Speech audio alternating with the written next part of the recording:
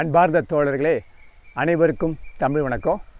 இன்றைய தென்னை மர வீடியோ பதிவில் உரம் பரிந்துரையை பற்றி நிறைய பேர் பார்த்து சில கருத்துக்களை தெரிவித்தாங்க. ரொம்ப மகிழ்ச்சி.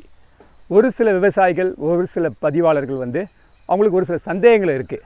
அந்த சந்தேகத்தை நிவர்த்தி செய்கிறது தான் இந்த வீடியோ பதிவை மீண்டும் நான் உங்களுக்கு தரேன். அதில் குறிப்பாக பார்த்திங்கன்னா நிறைய பேர் நுண்ணுரம், நுண்ணூட்டச்சத்துன்னு பற்றி நிறைய கேள்விகள் கேட்டாங்க. இப்போ அதை பற்றி நான் உங்களுக்கு கொஞ்சம் விளக்கமாக சொல்ல போகிறேன்.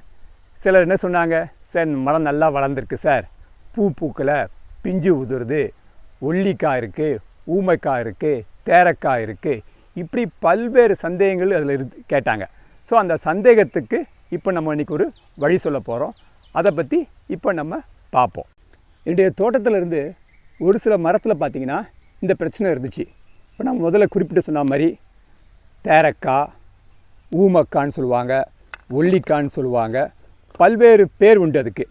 சில நேரங்களில் அந்த பழம், அந்த தேங்காய் உடச்சி பார்த்திங்கன்னா உள்ள கஞ்சி மாதிரி இருக்கும். அதுக்கெல்லாம் காரணம் நுண்ணூட்டச்சத்து தான். தென்னைக்கு நுண்ணூட்டச்சத்து ரொம்ப ரொம்ப முக்கியம். அதில் குறிப்பாக பார்த்திங்கன்னா ஜிங்க், துத்தநாகம் தான் மிகவும் முக்கிய பங்கு வகிக்குது. அதுக்கப்புறம் பார்த்திங்கன்னா மேக்னீஸ், இரும்பு, போரான், காப்பர், தாமிரம், இந்த 5 கலவையை சேர்ந்து தான் இந்த தென்னை நுண்ணூட்ட கலவை தயார் பண்ணுறாங்க. இந்த 5 சத்தும் தென்னை மரத்துக்கு ரொம்ப ரொம்ப முக்கியம். தென்னை மரத்துக்கு குறிப்பாக ஜிங்க் தேவைப்படுது. பொதுவாக பார்த்திங்கன்னா நிறைய பேர் பூ உதிர்தல், பிஞ்சு உதிர்தல், காய் சரியாக பிடிக்கல, இதுக்கு சரியான நிவாரணம் இந்த நுண்ணூட்டச்சத்து தான். நம்ம வருஷம் இந்த நுண்ணூட்டச்சத்து இடணும். இப்போது இந்த இடுமுறை எப்படி இடுறது, அதுக்கு தண்ணி பாய்க்கிற முறையை பற்றி இப்போ நம்ம பார்ப்போம். இப்போ நம்ம தென்னை மரத்துக்கு எப்படி நுண்ணுரம் இட போகிறன்ற முறையை பார்க்க போகிறோம். இது ஒரு மரத்துக்கு 5 வருஷத்துக்கு மேலே வளர்ந்த மரத்துக்கு 1 கிலோ உரம் 5 அடி தூரத்தில் இடணும். அதான் ரொம்ப ரொம்ப முக்கியம்.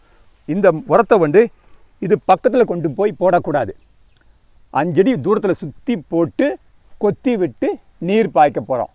அதனுடைய செயல்முறையை இப்போ நான் காட்ட போகிறேன். இப்போ என்னுடைய விவசாயி 1 கிலோ நுண்ணூட்டச்சத்து இந்த சட்டியில் தட்ட சொல்லுங்கள். தட்டின் சட்டியில் போடுங்க. போட்டிங்களா? போட்டுட்டு ஒரு 5 அடி தூரத்தில் இதை அப்படியே தூவணும். அப்படி சுற்றி 5 அடி அப்படி தள்ளி அப்படியே எங்கே பக்கத்து 5 மெதுவாக அப்படியே தூக்கிட்டே வாங்க. அப்படியே வாங்க மெதுவாக. தள்ளி தள்ளி தூவுங்க.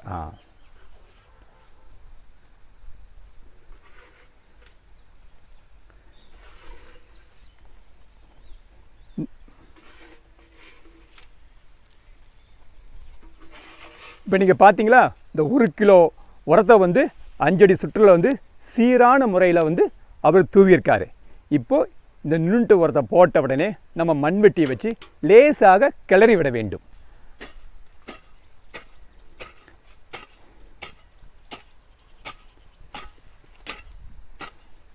இந்த நுண்ணுரத்தை போட்ட பிறகு, மண்ணில் கிளறி விட்ட பிறகு நாம் உடனடியாக நன்றாக நீர் பாய்க்க வேண்டும்.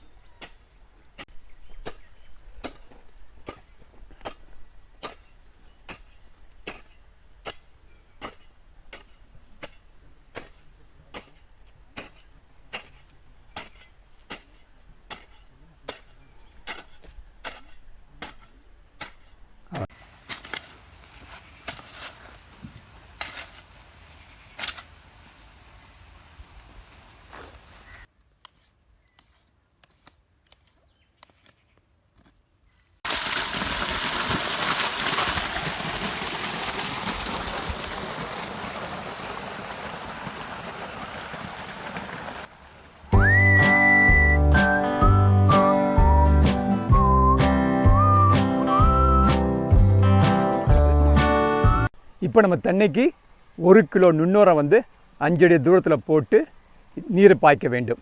இப்போ நல்ல முறையில் நீரை பாய்ச்சி மூடிடணும்.